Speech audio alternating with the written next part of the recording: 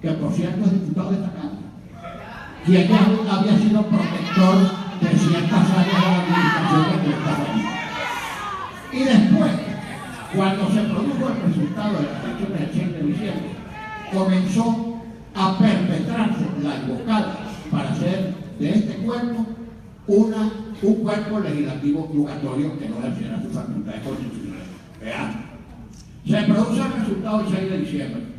El 23 de diciembre, antes de que tomáramos posesión, la asamblea anterior, que no se caracterizó exactamente por debatir, por legislar y por controlar, porque era un apéndice del Ejecutivo, designó los célebres magistrados del país.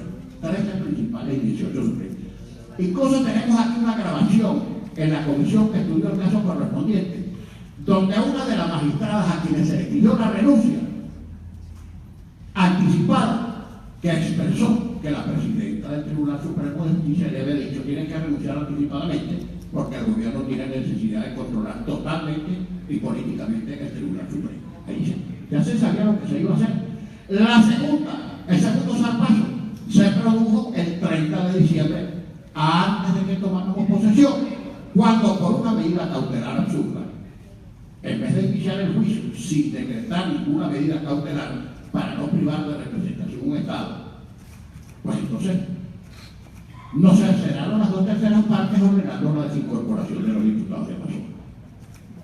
Fíjense, el derecho, cuando supóngase que el derecho que tenía la recurrente que intentó el recurso fuera un derecho razonable, que habría de resolverse en juicio, pero por otra parte estaba el interés de los electores, y cuando en materia jurídica hay dos intereses políticamente contradictorios, debe al menos suspenderse o sacrificarse el que desde el punto de vista social significa una lesión menor, es decir, ha debido protegerse el derecho de los electores, y en segundo término debía despacharse el derecho de la recurrente. Si al final tenía razón la recurrente, pues los ciudadanos no estaban ausentes, habían tenido su representación por 8, 7 o 6 meses y se hubiera procedido a nuevas elecciones, pero no ocurre así, sino todo lo contrario. Suspenden a los diputados, dejan sin representación a los electores, pero de todas maneras no resuelven el conflicto. Y no resuelven el conflicto porque saben que una de las dos decisiones tiene que ser o dejan a los diputados incorporados o convocan nuevas elecciones, que no les conviene porque si las hacen, esas nuevas elecciones, si las ordenan, las van a perder por paliza. Entonces, como no quieren hacer elecciones, simplemente utilizan todo tipo de superficies judiciales, administrativos, lo que sea, para no hacer elecciones. Mira, hace unos meses, nosotros le lanzamos una invitación cordial al presidente. Bueno, presidente, ¿por qué no nos contamos todo? Nosotros que acabamos de ser electos, estamos dispuestos a contarnos otra vez. Convocamos una especie de elecciones generales. Después a ustedes nos contamos, nosotros nos contamos todo. Bueno, lo que pasa es que este gobierno nombrar elecciones como nombrar las hojas en casa del alcalde tienen terror, pánico, porque saben que al convocar una elección las van a perder de cara.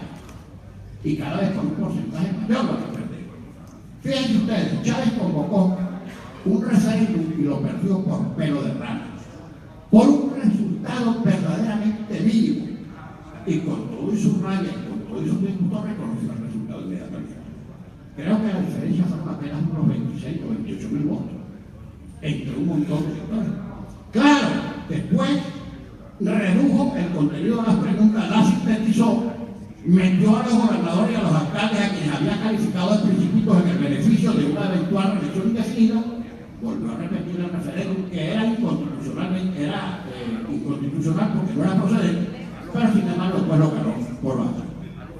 Otro sí que les quiero recordar: cargarse, liquidar una Asamblea Nacional o un Parlamento electo por el pueblo supone un gran riesgo adentro y afuera. Por eso es que a este gobierno se lo califica de fallido y de frágil, y por eso es que tiene cerrado todo el crédito internacional, y por eso es que tienen ese pésimo ambiente internacional que por cierto la ilustre canciller no ha logrado revertir, porque más bien con sus actuaciones aísla cada vez más al gobierno venezolano. Pero bien, Fujimori se carga el Parlamento peruano en un momento en que tenía el 80% de popularidad, y sin embargo al correr de los años, fíjense dónde está Fujimori. Fíjense dónde está Fujimori. Pero aquí es al revés. Aquí es al revés. El presidente que tenemos, que no tiene 80% de popularidad, sino 80% de rechazo, quiere liquidar al Parlamento valiéndose de su Tribunal Supremo de Justicia, unas cuantas bayonetas que todavía no soportan, y su oficina o agencia electoral, que es el Consejo Nacional Electoral. No nos llamemos engaños, colegas del gobierno. Si ustedes tuvieran siquiera la menor posibilidad de ganar el referéndum o de ganar cualquier elección, ya lo hubieran convocado. No quieren elecciones porque saben que cada vez que se cuente van a perder, porque este gobierno tiene demasiado rechazo. Y un gobierno así no se puede sostener contra la voluntad popular. Que estamos en desacato. Es que la Constitución nos obliga a no acatar ninguna decisión ni ningún acto de ningún órgano del poder público que viole la Constitución. Quien está en desacato es Nicolás Maduro, y quien está en desacato es el Tribunal Supremo de Justicia, que lo quiere mantener a libertad de decisiones inconstitucionales. La atrocidad de que se esté interpretando la Constitución contra literis, contra lo que expresa claramente su propio texto, es una aberración que nunca se ve en Venezuela. Jamás ningún gobierno, ningún congreso, ni siquiera aquellos remedios del Parlamento, habían sido tratados como ha tratado Nicolás Maduro este Parlamento, simplemente porque no lo controla. Desacato. ¿Quién es el desacato? Un tribunal que viola la Constitución, un tribunal cuyos jueces merecerían estar presos porque han cometido delitos continuados, o nosotros que estamos interpretando el cargo de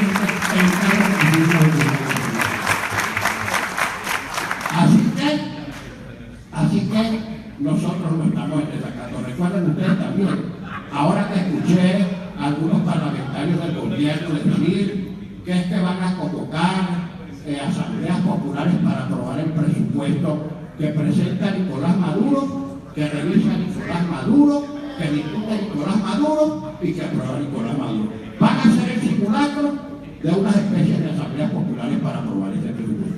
Eso no es lo que está en la Constitución, colega. Lo que está en la Constitución es que en determinado momento, oportunamente, el Ejecutivo Nacional presenta ante esta Asamblea del Presupuesto, se discute, se aprueba o se aprueba, simple y llanamente. Eso es lo que está en la Constitución. Y cualquier cosa que se haga fuera de esas normas, fuera de esas prescripciones constitucionales, es inconstitucional.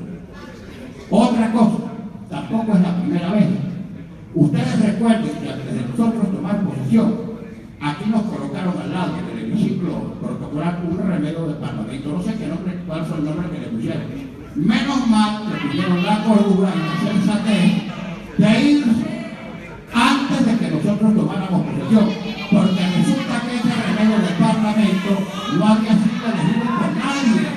En cambio, el Parlamento que se instaló el 5 de enero aquí, este que está aquí, sí fue electo por votación popular y en consecuencia tiene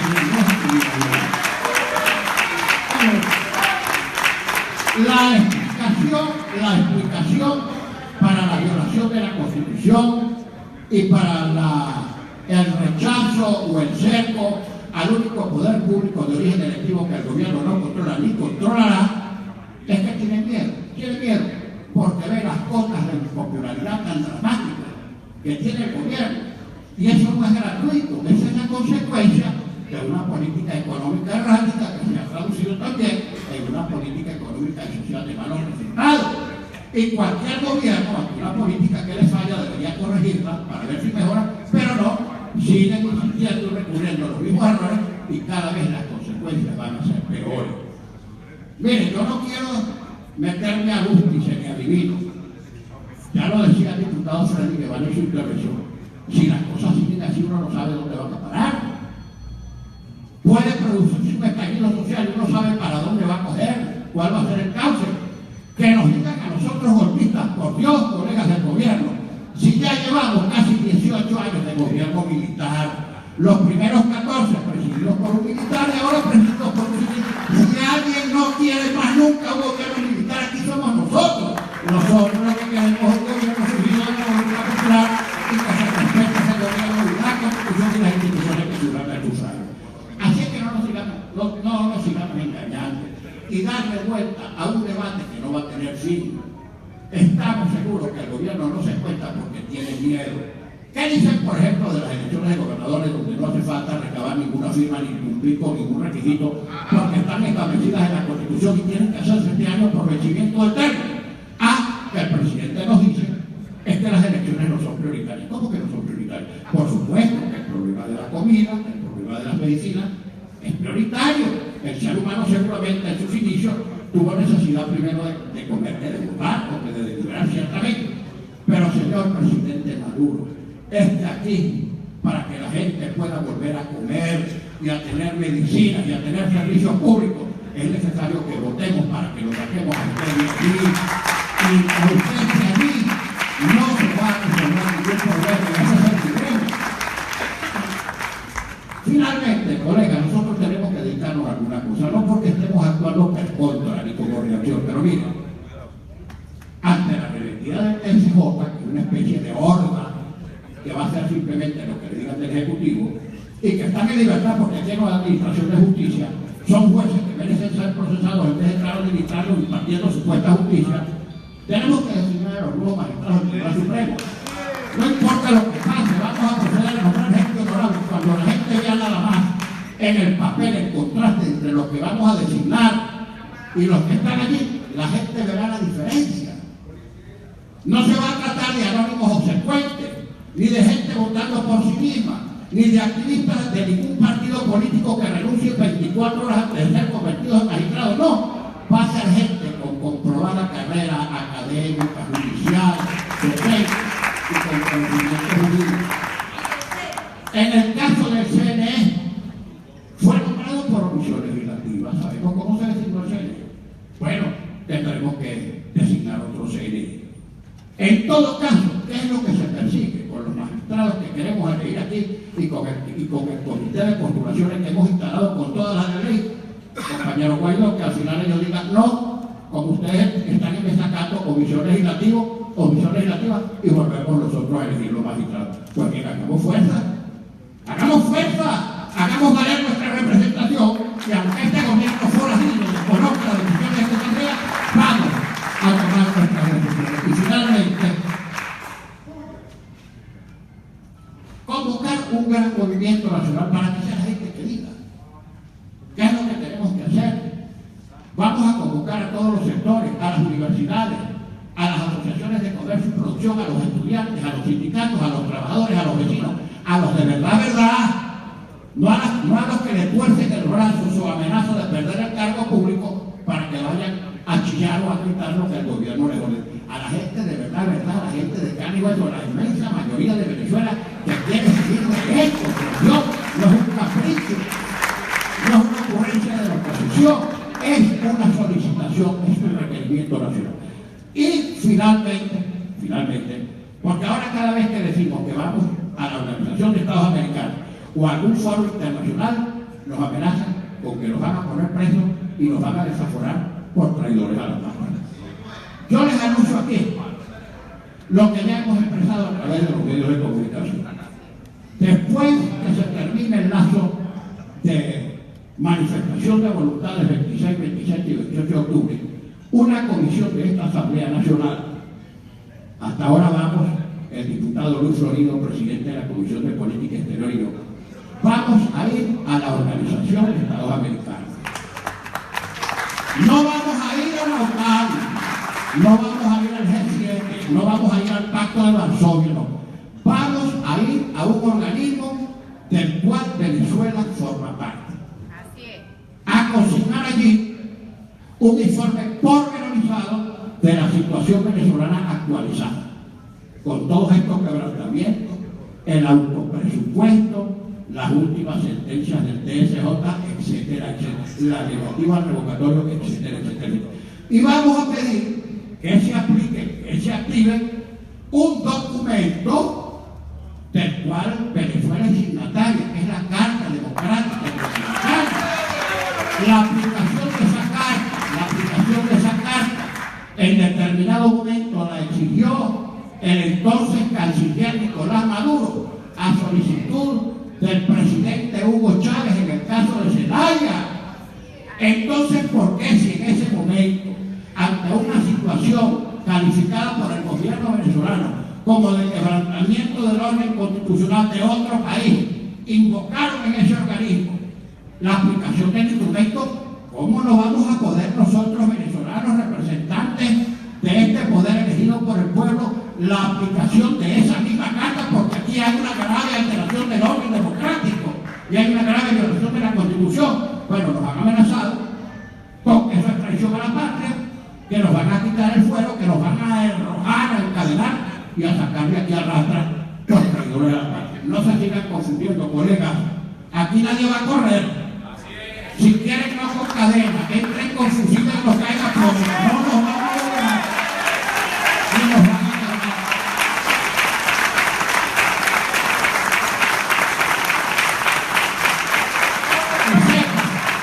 Y sepa, que todos estos intentos de allanarnos el fuego, de meternos en presidios militares, de colocarnos como reos de la justicia militar donde no hay defensión y que además no son nuestros jueces naturales porque nosotros somos civiles, no nos van a intimidar. Vamos a ejercer nuestros derechos. Vamos a ver si es verdad que nos van a quitar el fuero, que nos van a allanar, que nos van a poner presos y que finalmente nos van a quitar el voto porque el presidente ha descubierto súbitamente que en una democracia no hace falta votar. Muchas gracias.